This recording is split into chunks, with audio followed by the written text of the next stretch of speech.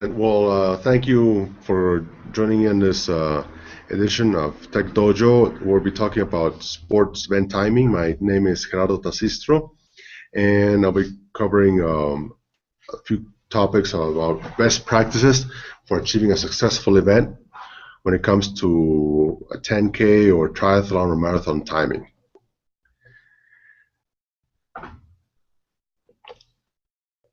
Give me a second. Just a brief introduction. I've been working in sports timing and organizing for 15 years already. I've done 10K races, marathons, triathlons, track and field events at Olympic levels over the course of my career. I've timed World Cup triathlons in all the continents, obviously except Antarctica. And I develop online registration systems for events in major countries in Latin America, like Mexico, Venezuela, and Peru. My current project is a site called tiempometa.com, which focuses on subscriptions level events software. So you can quickly build an event site as a timer. And we pretty much digested 10 years worth of experience into our application, so we can quickly get to speed in promoting and creating revenue from your timing business.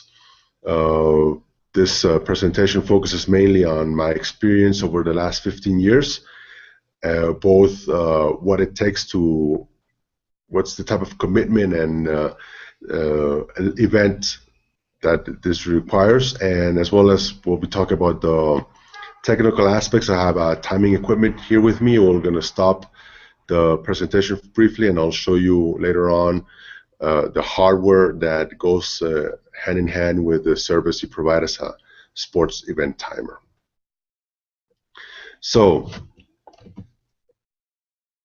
before we continue, I want to let you know that this product is extremely addictive. Sport event timing can be a life changer, so read this carefully. It's a very addictive substance. If you continue this presentation, you will find yourself traveling to distant places every weekend, taking on even greater challenges and meeting exciting people and tying them. You've been warned. Home may never be as exciting as it was before. So if you want to stop watching this presentation, do so now. Okay, so what is sports event timing? Most people think it's just a job of, I create an Excel file, put a chip on somebody's foot, I check the chip when it goes over an antenna, calculate the times, and I print them, and we're done. Sounds easy, and what could possibly go wrong? Well, after 15 years, I can tell you that it takes a lot more commitment and a whole set of best practices to get this done smoothly and without problems, so you can deliver top level quality to your sponsors and your participants. First of all, you have to consider when you're not in the office, so you're going to be very, very far away from home. So you have to prepare and pack for everything, because if you're not ready for this and you forget something, you're in a lot of trouble.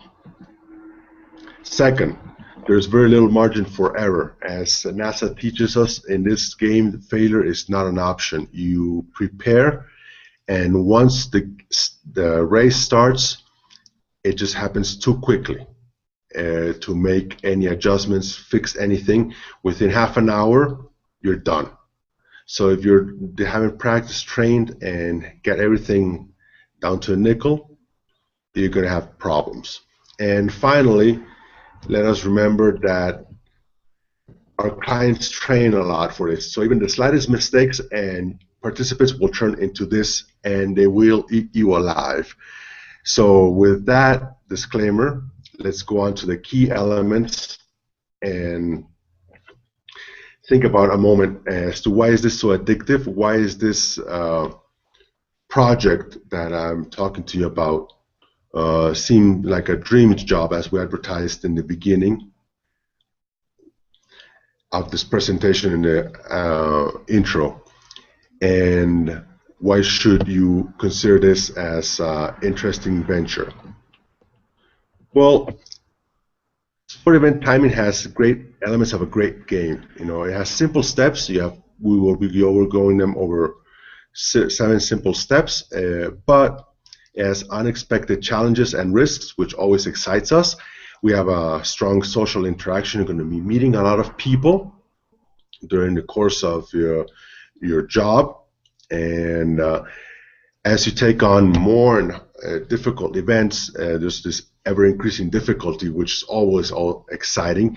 And finally, last but not least, there's always a sense of discovering. There's always something new, and technology is always evolving. So you can offer new services and new features, and there's always something new going on in this business. So you're never going to get bored. So what are the key steps in the timing process? Well, we have the pre-event registration, which is online, and it goes over a period of months or weeks or days, where people start signing up for your event. You advertise the event, you promote it, you let people know what a great event you're going to do. All right. Next, the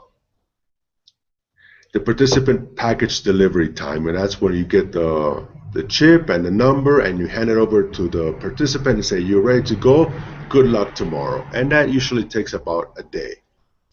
And then we have the collecting timing data through the RFID tag, and RFID means radio frequency identification, and tag is just a term that identifies the chip plus the antenna, and it's something that you stick on the tennis shoe or on the number, and we'll see about that, see a physical example later on, so don't worry about that. But what's important here is that this process of collecting timing data goes over the course of a few minutes or hours, depending on the type of the event. And then we're going to process all this information, get the software calculated, printed, and validated with the referees, and that has to be done in minutes because people are waiting for the results. And then finally, there's money involved, and sometimes there are records to be set, etc. And we go to the handing out prizes phase. You put the medal and maybe give out some money, and that takes a period of minutes. So as you can see, the process gets more and more compact, so you have to be really quick about what you do because it gets really, really fast. And finally, nowadays, which was not available when I started working in sport event timings, we have live result publications and media and social networks, which is something that has evolved from, say, 4 or 5 years ago today. And that's all online, that's all live.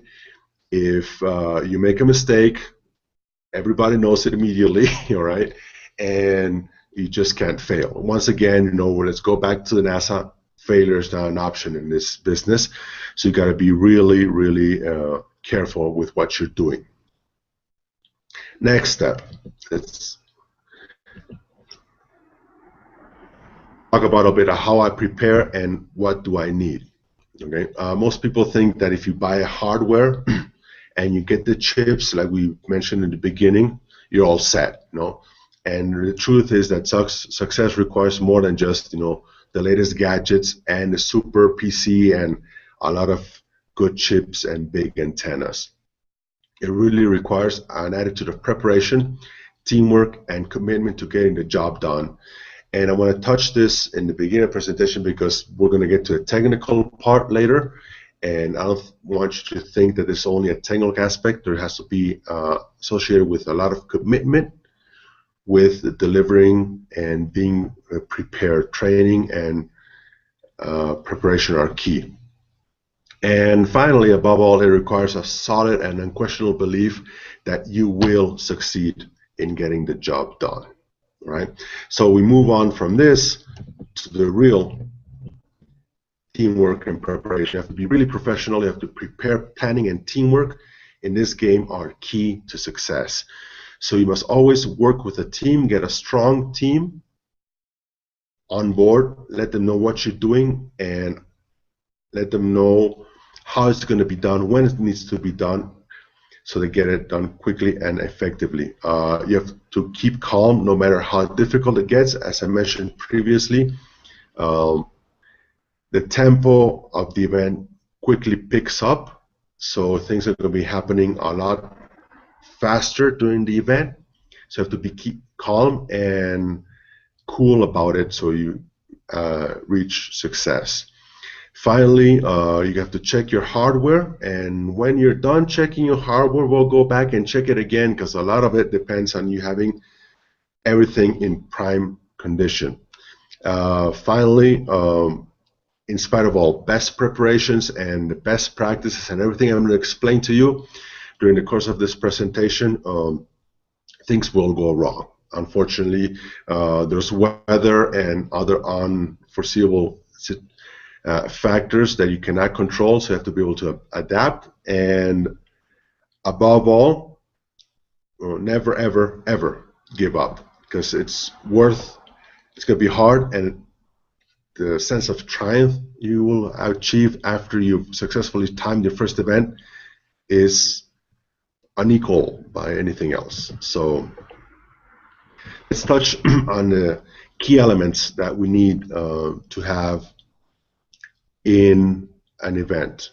First of all, obviously, we need a solid database. That means that we have to know who is who are your participants, what numbers they have, and what chip is attached to that number. If obviously anything like that goes wrong, and believe me, I've seen it go wrong, everything is going to be a mess. Okay, you have to have reliable hardware. Over the course of the years, we've seen a lot of technologies evolve, and we'll be touching on that a little bit later on. Some good, some bad, and you have to make sure your hardware works before you leave the office. Thirdly, as a good practice, always have solid and well thought out procedures. How you're going to register, what's the flow, go check out the layout of the event, everything. We'll be going out a little later, but lay it out first when you're calm, and don't alter it later, because if you start improvising during the event, that's another formula for failure. Have practice, and once again, communication. Always work as a team with your people, and we'll be talking about what's involved in that a little bit later on. There's going to be a lot of pressure from the organizer and the sponsor, and they want to do new things and they want to improvise. My best advice is do not change things on the last second. Things will be moving too fast during the event. I can't emphasize that enough. If you start changing, you might not understand the repercussions of those changes early on, and then they can be really devastating. And finally, beware of snowballs. I'm going to touch this. This is really important. I don't know if everybody is familiar with a snowball, but a snowball is something that starts rolling down a hill and it gets bigger and bigger, and at some point you cannot control it. It goes on, and events do happen to go that way sometimes. I'm going to point out some snowballs right now, so you have them clear in your mind when you start talking on the specifics of the procedures which will come in the following slides. First of all, errors in the database will lead to ever-escalating problems until the event becomes unmanageable and it becomes a total failure. If you start detecting that somebody has a bad procedure, or somebody is giving out the wrong numbers, or doing something that is contrary to the procedure I previously mentioned should be well defined, stop, fix that problem, and get back to business. If you let it go, it will run your event astray. And that's why in this business we have different checkpoints that we verify data. We verify data when we do online registration, which we'll be talking about it briefly. We will verify the participant information prior to handing the event, the kit out. We'll be touching that a little bit later. And during the event, we do have also preliminary result listings, which once again verify that everything is looking good. If you miss on any of these checkpoints, you're lining yourself up for a snowball and a lot of trouble. So before we go into the specifics and the technicisms of the job of sport event timing, I want to let you know you have to learn to identify snowballs. We'll be touching about them later. React quickly and stop them. Sometimes things that are urgent take higher priority to things that are important. Because we have an emergency, something distracts you, you got to be very careful about distraction. Don't let the urgent distract you from what's important. And that's keeping the ship on course. Also, you can't please everyone. So don't start a snowball by trying to add or fix something specific about somebody that in the end ends up affecting a lot of people or even the whole event. With that in hand, I think that's key elements I see as fundamental for success. Now we can dive in to the 7 steps of the timing process. Let me go back, show that slide again, and we'll be diving into the details of pre-event registration, kit delivery, data collection, data processing, result and prices, and go briefly over the newer services of live publications and media as well as social networks. So what's pre-event registration? Well, pre-event registration pretty much some goes into creating a database of participants. Prior to the event, you have to know who is going to be running the event and what number they're going to be running with. So basically, you deliver a participant a number association with the registration, and there's usually 2 methods of achieving that. One is through online payment for the event, which is usually a credit card mechanism, and an offline payment, which you either pay in a store and then you later register online. Usually you have a registration token or a sheet that you fill out, and that gets written down in an Excel file, which later gets imported into the main database, etc. What I do is that we have online payment, which can be credit card or bank transfer, and offline payment, which are small tokens or sheets of paper that have very hard to guess codes on them, and that the participant goes into the site and pays with that code. So it's a prepaid token. Okay. Like we mentioned before, pre-event registration takes place over the course of weeks or even months. You could have an event 2 months from here, and registration is open right now, and you start selling up all the numbers to get as many people into the event as possible. What's important to note here is that as part of your service, you have to take the money, deliver a number, a good confirmation form that cannot be counterfeited. That's important that you deliver that service, because people will cheat. They will make fake confirmations. They will make fake numbers in a way to get into your game, into your event, without paying. So you have to lock those things out. As other elements you have to be careful about is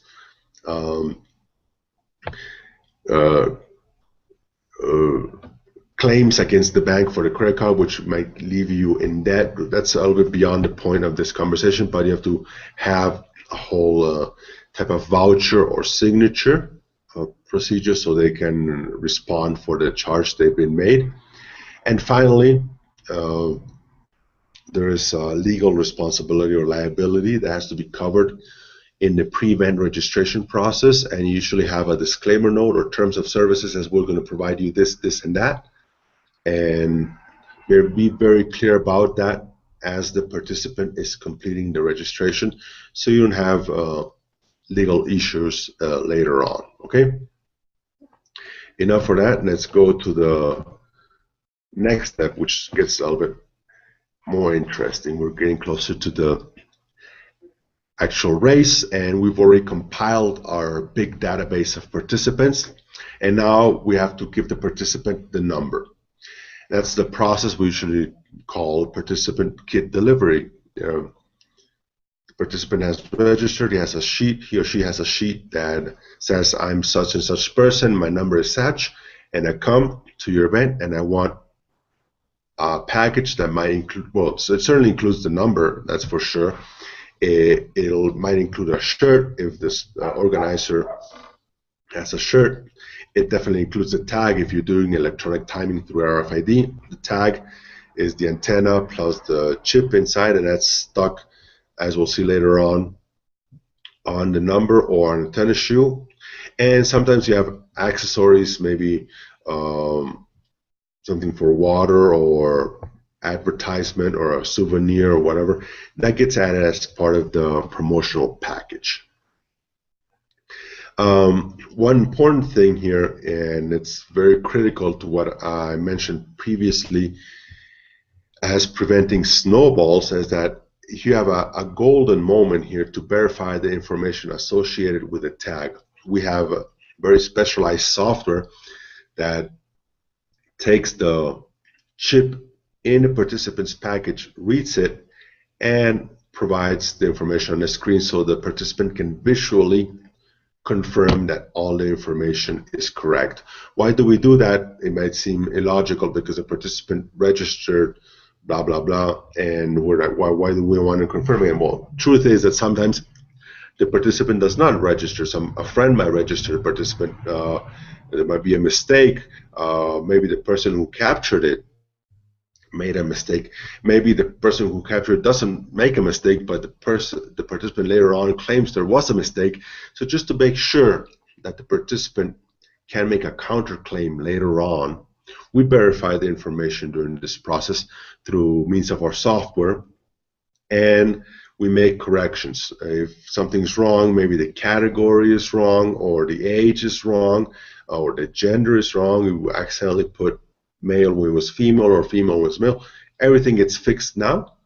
So at the end of the day, we have a very clean database, and I can't emphasize this enough. In my opinion, the event takes place the day prior when you actually build the database, and then the next day it's just a matter of letting the hardware do its job, and you'll be well prepared to quickly produce the results. And that's the next step that comes along. Collecting data, and that's the exciting part, because we see the people, they're all lined up, they're ready to run, and they want to start, and the music is loud and there's a lot of excitement, and this is the moment we've been waiting for, the race itself. And it takes a lot of data collection. We get the chip data from each participant, what the times, and now we're going to be looking in the upcoming slides of what's the technology behind it and what are the key hardware and software elements. Okay, I want to touch in on the frequency. That's important, as obviously as we're using radio frequency identification or RFID. As the name stands, we're working with radio frequencies, and they're divided into 3 segments: low frequency, high frequency, and ultra high frequency. Back in the day, maybe 10, 15 years ago, hardware was not that sophisticated. We worked with low frequency. As things evolved, we've begun working with high frequency maybe 10 years ago, and now the next generation RFID equipment work with ultra high frequency. So the next step is now let's get down to the tags themselves. This slide shows a broad spectrum of different tags. We have the foot tag, as you can see on the left. The Lego arm tag that is shown in the middle there, tied to the ankle with a band. We have the bib tag. Bib stands for the number that goes on the participant's chest. And as you can see there in the center, there's a chip. And this is behind the actual number. You can faintly see it, number 2015. And there are also frame tags. In some sports, we have bicycles or other mechanical equipment that requires a special tag that can fit on the frame of the bicycle or the car or the vehicle the participant is using. And there are variations that we see on the right. Tags that are come in circles or in bands or different what we call form factors that we use to encapsulate the chip onto the participant and his or her equipment. Then when we have the chip all set up, we have to get to the actual antenna equipment, and there are three basic equipment systems. One is the floor mat, or mat simply said, that's shown on the left. It's pretty much a carpet styled antenna that goes on the floor and participants run over them. The signal comes from the floor up. Obviously everything that's on the foot is read easier than things as they go higher up the body, chest, arms, or head. Okay. Then there's the lateral antenna. As you can see in the middle, there's a white rectangle there. That's the antenna, and that person is jumping in front of the antenna, kind of showing off the chip, so it can be read. Obviously, that's an exaggeration. The chip can be read very well, even if the person is running or walking without such extravaganza. And finally, there's the arc antenna on the right. I don't know if the Hangout video kind of blocks it, but there's no mat on the floor. There are no lateral antennas really, and it's all pretty much around the arc. And a participant just walks through the arc, and the chip on the participant's body is read. Now,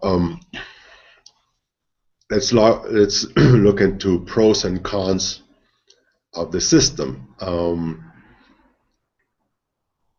Pros of the floor mat antenna: well, the radio signal is equal on all points. Since we have an antenna element below each mat, it doesn't matter if you're to the left or to the center or to the right of the finish line. The signal is always the same because you have an antenna right below you. That doesn't happen with the lateral antenna. The lateral antenna, the further away you get from the antenna, the weaker the signal. Also, the floor mat antenna and the arc antenna share the same feature, that is a very distinct crossing point from which you can say, okay, the finish line is here. The lateral antenna, since the radiation seems to fan out or open up, is very hard to have a clear line that says, okay, this is the finish line. Because the closer you get to the lateral antenna, the narrower the beam is, and the further you get away from the antenna, the wider the beam is. So it's very imprecise in that regard. But on the other hand, it's very cheap, because with two antennas, one on each side, you cover a lot of field, whereas a floor mat antenna requires more expensive equipment to get the job done. And the arc antenna seems to be a good compromise, except of course when there's an ambulance coming, and that's in a situation that I've seen a lot of events, vehicles, and especially service or emergency vehicles, do go through the arcway, and if the antenna or the arc antenna is not big enough, it will be destroyed, basically, pretty much, and that's very sad for the event, and it causes a lot of cataclysmic outcomings and failure. Next step. Let's go to the. I'm gonna just go back to this collecting data, and I'm gonna cut down on the video momentarily, stop the screen sharing, and I'm gonna show you the equipment we have here at Tiempo Meta.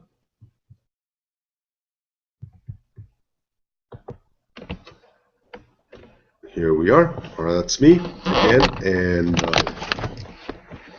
let's take a brief moment to see this thing in action. We have the box here.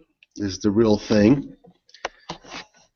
Key elements you're going to see are the antenna cables coming out, the readers, a voltage indicator status, and a Wi-Fi or cable connection to the computer, which we will see later on, does the processing. Okay, and to the side we have what's pretty much a mat antenna. As I mentioned before, this can be stepped on easily, and if I lift this, you'll see the actual antenna element below it. Okay, so this is a protection, so the runners can step over it without damaging the antenna element or the cables that are below. They're kept safe down here. And over here we have ladder antenna. This is one of my favorites. It's big, it's powerful, and can give you about an 8-meter effective range. If you put one on each end, that's 8-meter clearance. That's a very professional arcway. Big events, only big events use that amount of space for it. So overall, this is your build. You can see it here: the antenna, the mat antenna, and the equipment, the reader. Okay. Let me get back to the presentation. I'll screen share it briefly. There we are. Now, next steps: processing and calculating. Well, I think processing, calculating is in itself another presentation or speech, because there are a lot of variables. You have to talk about how the route is laid out, if you have checkpoints, if you're using laps, if you have split points, etc. But as a quick introductory talk, I think we could go over these 6 elements, and it'll give you a clear picture of what is involved into getting the times done right. Basically, processing, calculating involves the cross-reference of the chip times with the routes. It says, okay, we started here and we finished here, and I read the chip here and I read the chip here. This time minus that time gives me the total time for the participant. Okay, but let me point out that there are 2 different types of time. The official time, which is calculated from the gun start, the official start of the race, does the name, and the chip time, which involves the time between the participant crossing the starting line and arriving at the finish line. To clarify this, we might think it might be the same, but it's only the same for the people or participants in the beginning. If we have 5,000 or 10,000 participants, it can take well into 10 or 15 minutes for the person in the end to arrive at the starting line and then begin the actual race all the way to the finish line. So that's a lot of time lost. If that person is going to be running 10 kilometers in 40 minutes and you add 15 minutes to that, that's simply unfair. So that's why the chip time is used as a measure of performance. There's also a pace. What's pace? How fast you go over a certain distance. The most common pace we're used to is kilometers per hour or miles per hour when we drive a car, but there are others. For example, in 10K races, we measure the pace in minutes per kilometer. That is the amount of minutes it takes you to cover a certain distance, in this case a kilometer. I cannot emphasize how important this is for the participant to have a good calculation of the pace. That's what they're going to go for, more so than the time. Is how am I improving as a runner over the course of my training. I'm doing 4 minutes per kilometer today, and I train more, and I'm doing 3:45, and then I'm doing 3:30, and so forth. I'm improving my pace, and that's very important for the runners and people who do these types of sports. Finally, we're going to calculate the positions. So did you get the first place, the second place, the third place? What's your standing? And this is going to be important for the upcoming slides about prices and obviously money.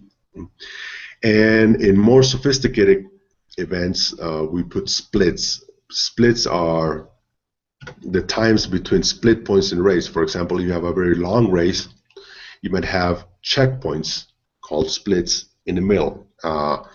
Marathon, which is 42 kilometers, might have a split every 5 kilometers or every 10. So you could have 3 splits, or you could have 7 splits covering the event.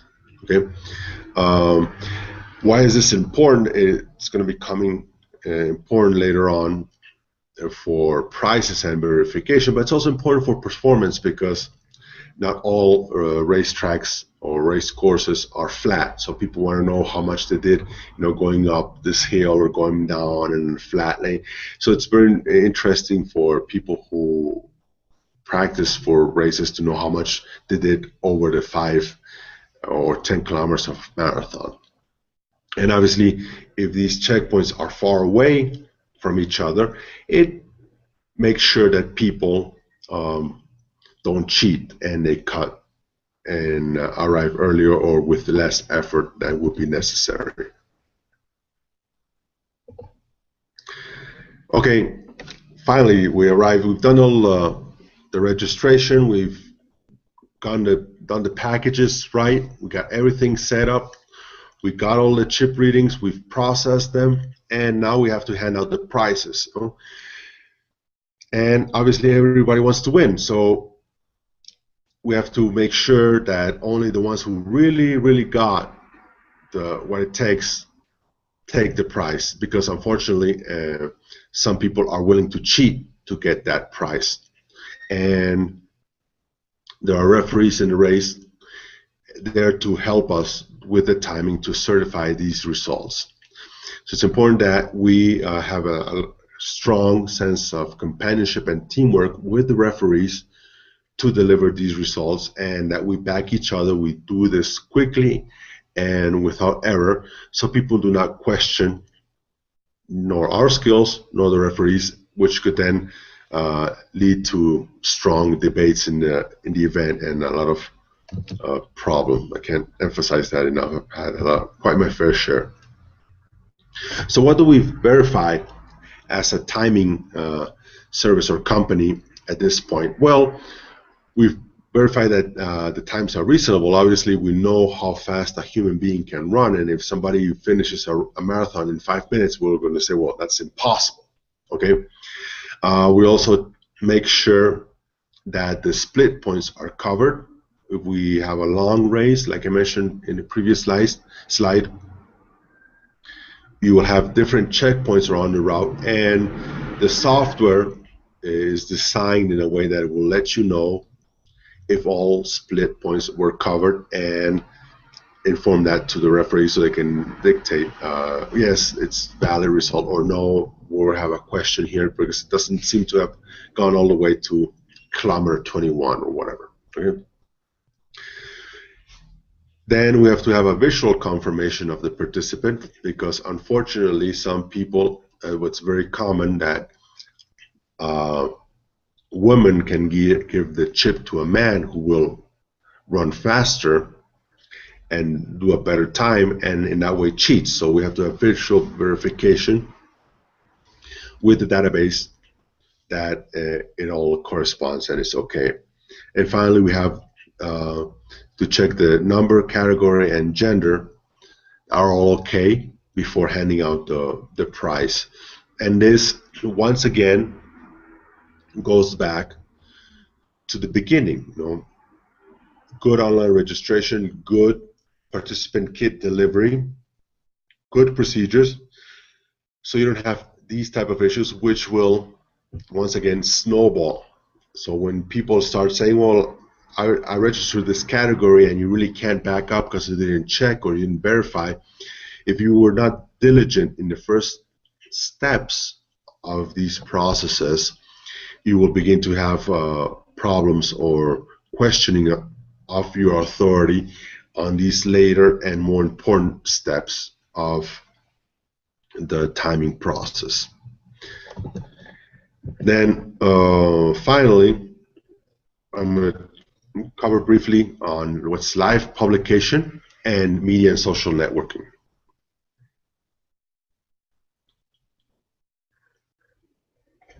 Nowadays, our connected world provides spectators the ability to obviously follow through their cell phones or tablets or laptops or whatever, our events minute by minute. There's a great demand for online publication of live results because it's brands and marketing really want to have people engaged with the event. Mobile is a key word here. How do you present this information quickly and through smart methods that are usable, friendly, readable? And I think this touches a lot of what we are doing in TechDojo when it comes to the actual HTML, JavaScript, and all the application design that is pretty much your bread and butter here at the dojo. And we want to have people like fans. We have this great runner, world fans. We want to see her or him running what time, and we follow them second by second. How many minutes did it take for this lap to whatever? Is he ahead? Is he losing to other participants? Family and friends will also be engaged, and this creates a sense of euphoria and excitement around the event. Obviously, it comes along with a lot of technical requirements. For example, the least of which is data link from each checkpoint. You have to have the equipment I just showed you. As I mentioned, have a cable connection or Wi-Fi that you can connect to maybe a cell phone to upload them through a data link to a server, and then they can be presented. And this demands more sophisticated software that's working online to do the actual math and calculating and presenting the results quickly enough. For example, as I mentioned,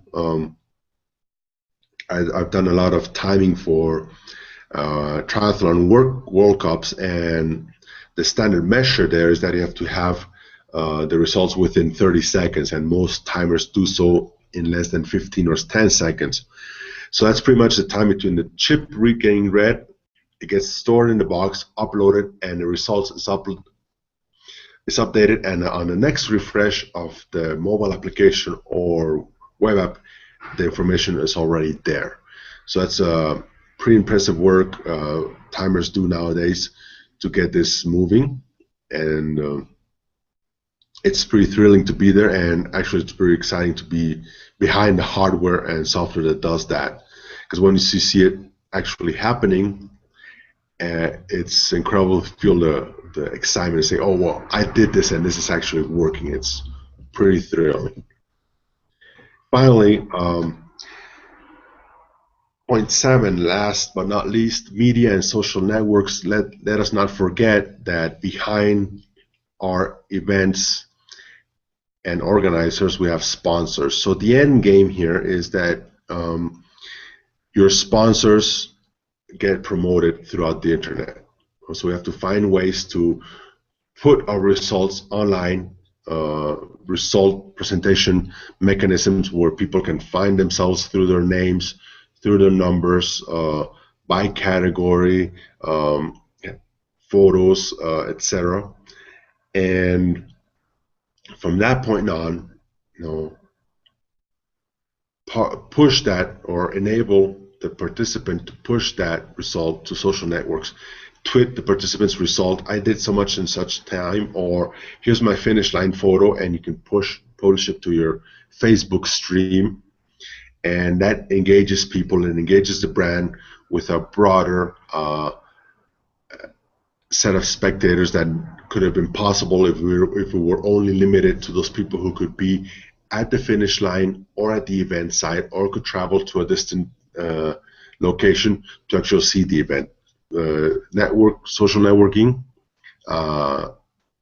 allows you as a timer to leverage this for 5 or 10 times more the impact of the brand that's sponsoring you. And as a closing comment, I know that I could probably talk hours and hours and all that. This has been an adventure of my lifetime, and I hope if you ever do this, it could be the adventure of your lifetime. I guess it's been too many years and too few slides to put it all in. I don't want to bore you into too long a presentation. We're already about an hour into this.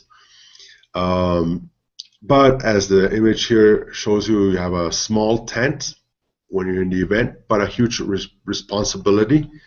What's important always to remember, and I think it's a closing comment, is that unlike other businesses where maybe you just go have dinner or buy something, remember the participants who go to these events, they've been practicing and training for months and sometimes years to do what they're going to be doing.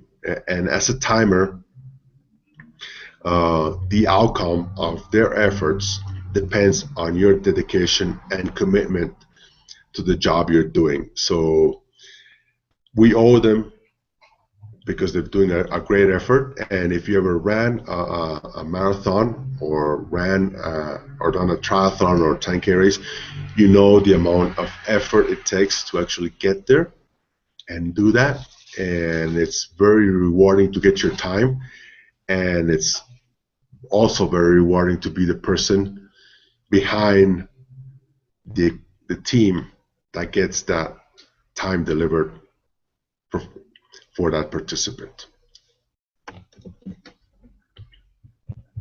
So I'm going to stop the sharing, and we can go into the questions phase. Shama, I don't know if you want to help me with this over there. Okay, thank you so much for such an interesting talk. I guess I speak on behalf of everyone here. This is a whole new world for us. I don't think anyone here has, any experience with sports event timing. So thank you for the introduction, and I'm sure everyone has a lot of questions here. We'll move right on to questions. We'll start with Akil. Go ahead. Is the package only delivered to the participant? The package is only the question is only the package only delivered to the participant? Yes, the package is only delivered to the participant. A friend cannot. Excuse me? Can a friend pick it up? Yes.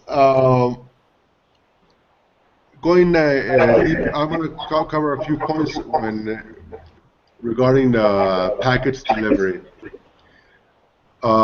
Yes, we allow the participant, another friend, to pick up, but they have to have official ID of the person picking it up. So we request that they will they WhatsApp or whatever an image of a driver's license or a voting credential. For example, in Mexico we have an IFE, what's your credential to vote, or any other official, maybe a passport. But we do require that prior to handing the package over to a friend, and the friend has to sign in. We have also a responsibility or lease or release of responsibility should you suffer death, basically. It's hard to say, but some people have unfortunately. Okay, sorry about that. Some people have had accidents, or they haven't been well prepared, or their health condition is not good enough, and they have had even sad situations which they die.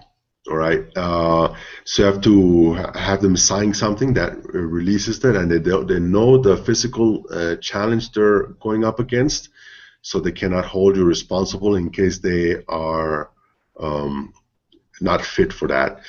There's also no way to know the way their bicycle is, for example, or their equipment. So if their bicycle breaks and they crash, you cannot be held responsible for that kind of stuff. Obviously, you're always prepared as a timer. You have ambulances ready and equipment ready, emergency equipment ready. But to respond to such accidents or situations, but you cannot be held responsible for something that is out of your control. So people have to sign that, and it's important when we deliver the package that if it's not the actual participant, that somebody with a close relationship or standing in with a legal authority to sign that release. Next question. So if, let's say I'm the participant and my friend picks it up, and then he also picks up the package, but there is some mistake about my information which my friend did not correct later on. So what are the precautions for that? Like on the day, but there I see that there are some mistakes. What are the precautions for that? Okay, if your friend does not catch the mistake, there are different levels of irregularities. If it's a typo in your name, for example, in my last name is spelled with 2 S's instead of 1. No big deal. I will get a category okay. There'll be no problem. If on the other hand, I put my age incorrectly, then I'm going to be in some other category that's not mine, and that can be an issue if I plan on winning. Okay. If I plan on winning and I don't clarify that prior to the event, then I could be disqualified later. Now let's be clear about this. Out of a race, which can be 2,000 people, 15 or 20 will win anything. Okay, so the vast majority of the people, they want their time and they want it right. So it's no big deal if you have that mistake and then you send an email, or you probably receive an email from the participant saying, you know what, I'm actually not 24, I'm 44. Please change my category. And they will adjust that, and since you're probably number 35 on your category, it doesn't really affect any prizes or prize money involved. It only becomes critical if that error can affect the top results, which will get a prize. Is that understandable? Yeah, thank you. But so the error can be fixed later on by an email. Correct. That type of error, yeah, that type of error can easily be fixed later on. Once again, if you keep those errors to a minimum, you will not have a snowball effect, like we mentioned. But situations where we have had that is that people or organizers start getting what we call creative and doing changes like reassigning numbers and not letting us know, or changing categories, or maybe they just change the category by a few years. And that when you have 2 or 3 people, like you mentioned, that didn't check the number because a friend did it and it's an error, okay, it's acceptable. Okay, when you have 120 and people with an error and growing because somebody's doing something wrong, then you have a very big snowball building up. Thank you. Anyone else? Hello, sir. Hello. I just want to know, thanks for the nice presentation. I want to know that you talked about the snowballs. So snowballs mean that you're in database. So how do you fix these things? I mean, what kind of errors in database happens during the marathon? Like reading issues or anything like that, because it is a matter of fraction of seconds. Uh, Fraction of seconds of the participants. Shama, I'm hearing with Alaga. I understood that something about fixing the snowball, but Yeah, fixing snowballs, like errors in the database. How do you manage that? I mean, if you have timing issues that are already in the database, how do you later on go and fix it? Because this is all like live publications, right? If you have errors like that like during an event, how do you fix them? you don't. That's why it's so important not to prevent them. For example, if you have numbers that are changed or errors of that type, what's going to happen is you're going to have a media and public relationships issue when people are going to see the results online and say, okay, that's not me, or I didn't do that time, or that's just wrong. You know, so maybe you can get that number and say, okay, what was your expected time, and maybe you can start, debugging. Okay, that's not the real number. Maybe we get that number messed up and mixed with somebody else, and you start, fixing that. But it's a process that takes days, if not more, and it's very hard to solve. And it usually comes with public relationships crisis where people start to see that you're not delivering the right results. So, although to answer your question to the point is that you can fix it with a lot of work and help from the participant, which only lets you show that you've been incompetent, basically. So you're basically emphasizing what you said. Failure is not an option. Exactly. We'll move on to the next question. Anyone else? Well, I have one, Jerry, in the meantime. Has it ever happened to you that a chip is just not working at all? Or that you have ever had a problem with the antenna that stops catching signals for a while and then it restarts, or it continues doing it? Have you faced problems like that? I think this will be like a very, like a big crisis, or big snowball, as you call it, right? Yeah. Problems I've had.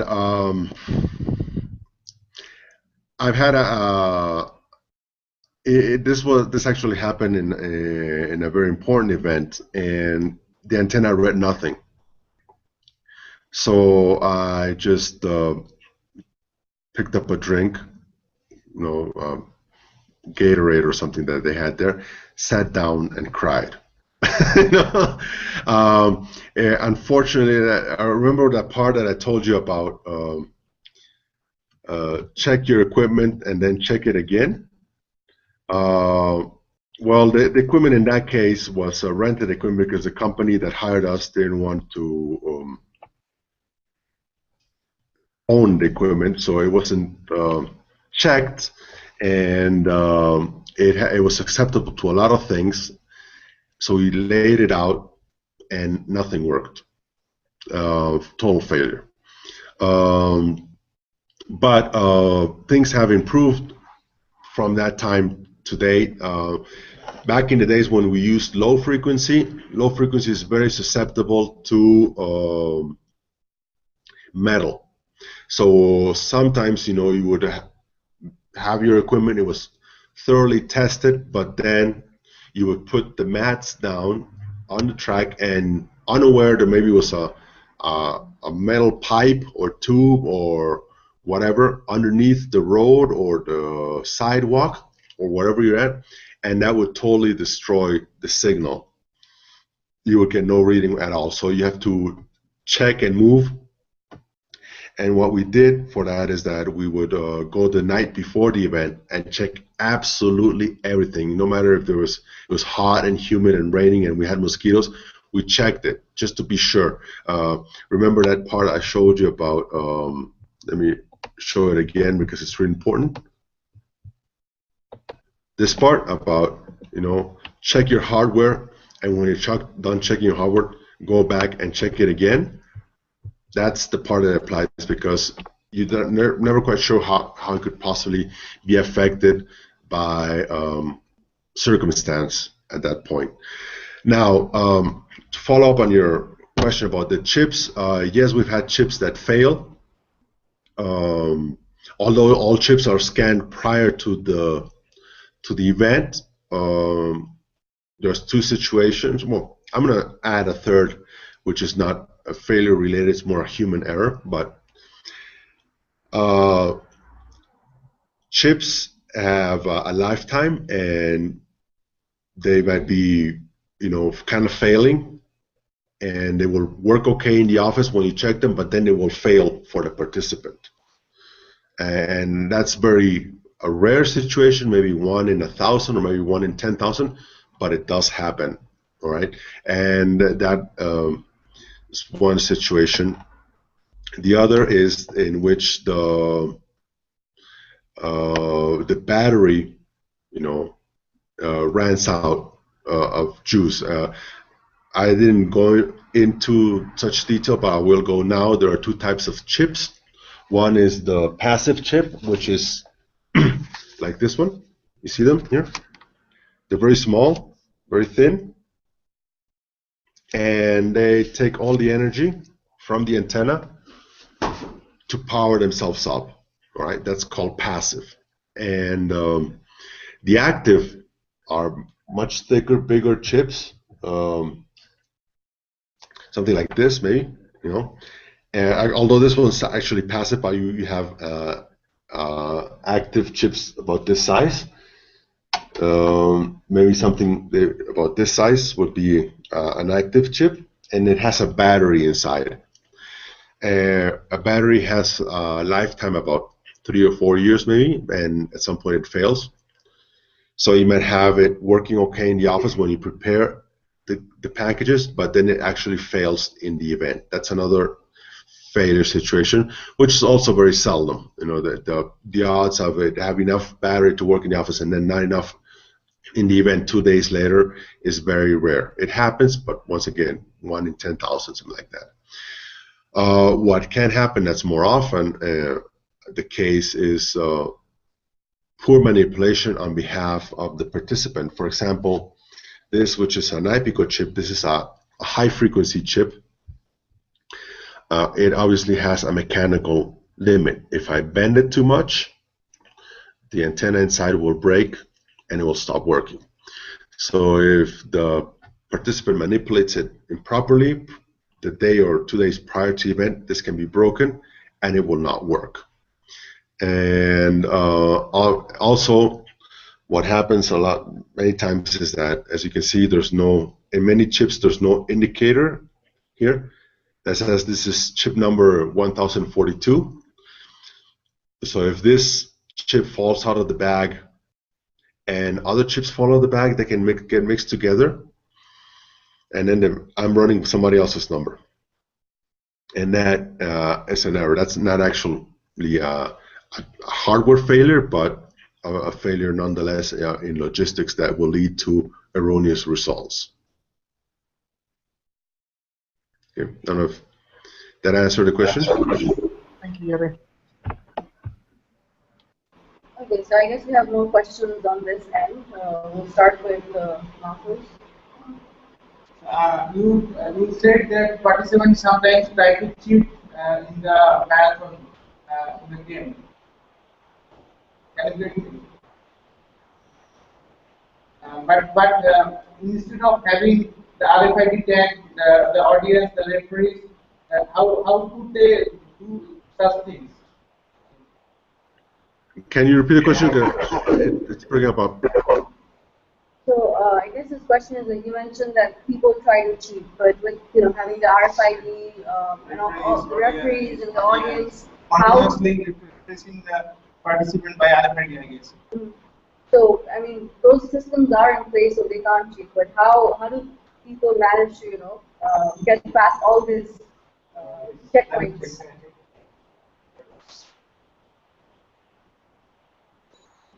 Right now, I'm sorry, Shama. I'm getting a little bit of like a slur or delay on the audio with a squeal, a high-pitched sound.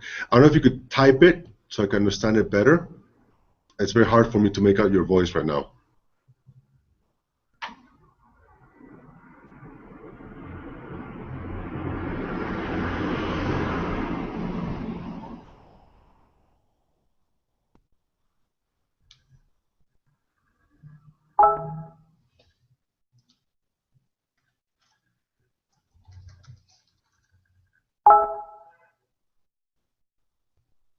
Okay, excellent question. I got that. Thank you.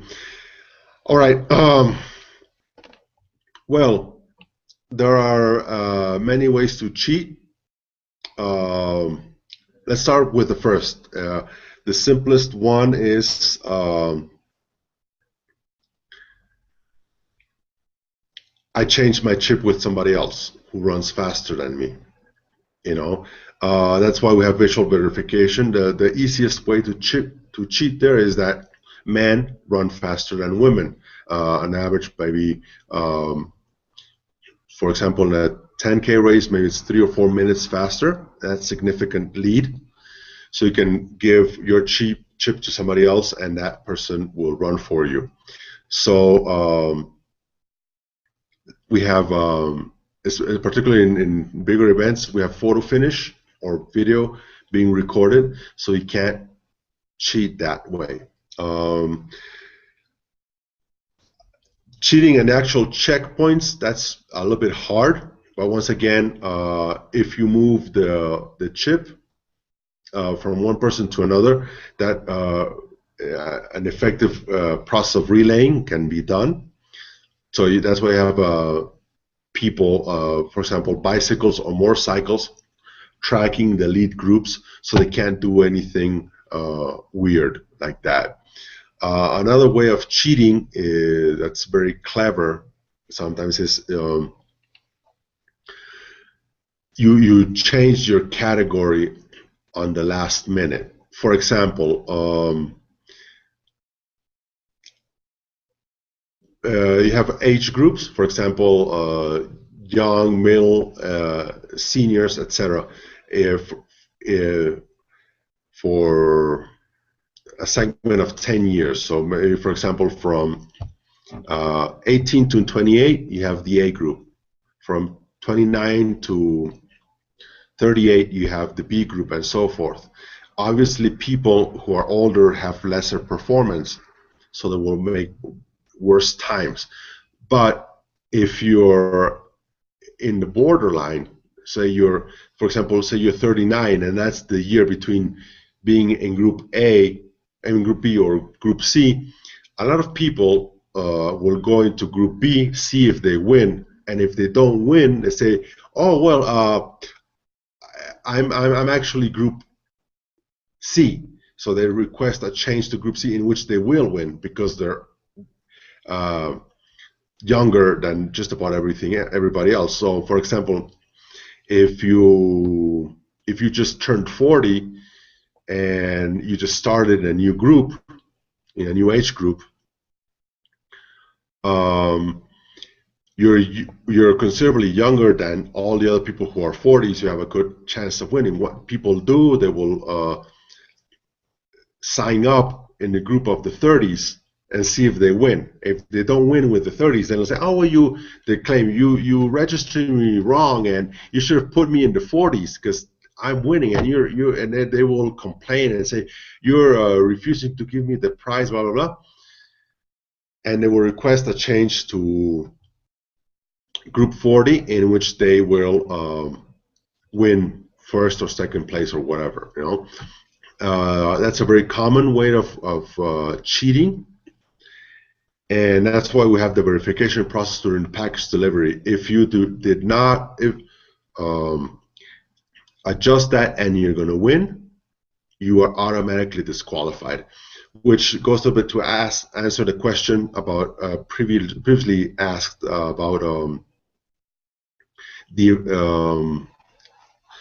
the changes that can be done after the event. If you're just amateur and you're going to end up in place number 20, a change in category is not very significant. But if you are going to win, a change in category is a reason for disqualification because of this cheating process. We have one last question. All right. Well, two last questions apparently. So I'll also type it in, but we'll also try to say it out loud. Okay. So, as asked before, when a friend picks it up and the friend registered also for the participant, and he gave the age wrong, and then later on after the race you find out that the participant is of in another age group, so that would make him in another category. So what happens then? How do you prevent that? So they picked up the package, right? And they're in the wrong group, and nobody realized that. The friend registered for the participant, the friend picked up the package, and after the race, the age, some participant realized that the age was different, but it was the wrong age. Okay. Here's the deal. When you give out the package is delivered in a little envelope like this, and it has a label. The labels are like these, all right? And they have the participant information printed. So in my case, I would have a label like this that says, I'm going to stick it here, see? And it would have my name, my number, and my category, okay? And here it would say, Gerardo Tasistro, age group 40s, whatever, And if I see that he says 30-something, I know something's wrong, even if my friend saw that and didn't check it or change it. I should, if I'm looking to win or get some prize out of the event, I should immediately go change it or notify the timers about my change prior to starting the event. If I wait for the prize ceremony, I will be disqualified by that. And let's say if a lateral antenna or a floor mat becomes malfunction, it malfunctions. So can it be replaced during the race? Is that possible? The antenna equipment?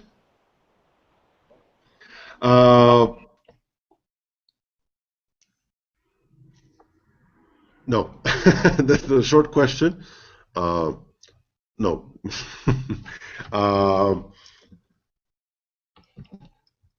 Let's go back to remember give me a second. I'm going to share this screen again. You're going to be very, very far from home, all right? And the equipment is not cheap, and it's not something that you can go to a store and buy. So if your antenna burns out, you have to improvise, adapt, and find a way to maybe do your best, maybe with half the antennas or half the equipment. Some things can be solved. For example, if your battery is failing, because all these equipments are battery operated, you might be able to find a replacement battery nearby that will power your equipment. But radio frequency equipment, for example, I'm going to take the screen. I'm going to show you the actual video. There you are. I'm back here. For example, this is the reader. Can you see it there? That's a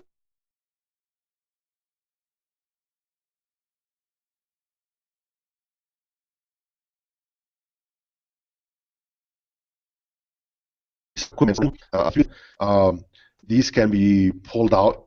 You know, I'll be clear about it here. I'm going to remove this lid so you can look inside the equipment. That can be pulled out. You know, it gets detached and you pull it out. If you're fast enough and you have the replacement part with you in the field, it can be replaced. The antennas, obviously, I can pick this out here. I will unscrew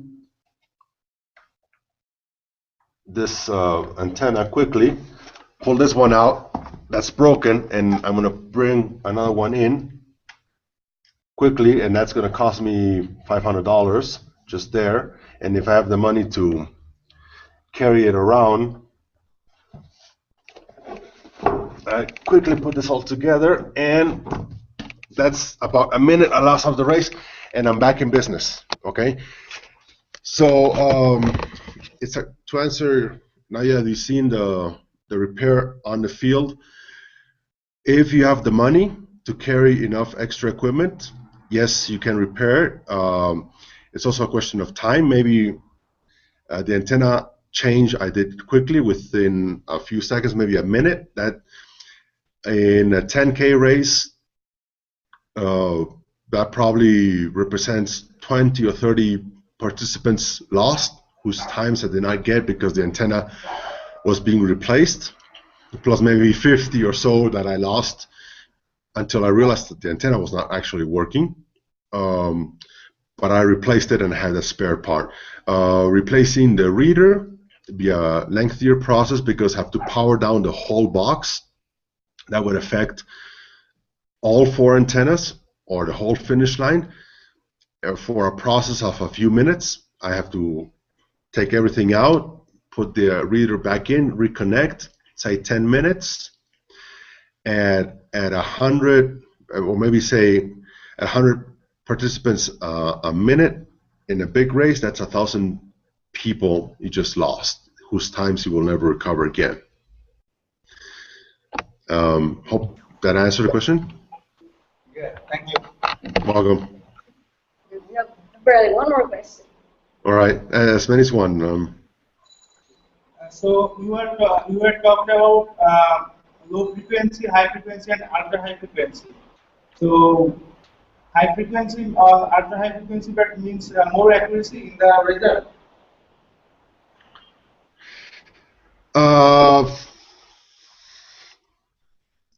Not necessarily.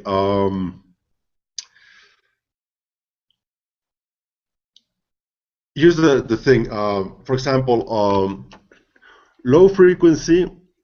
Let's get this start over. Human beings run too slow to escape any of the frequencies. It doesn't really matter how fast you run. The low frequency will read you just as good as the high frequency. Okay.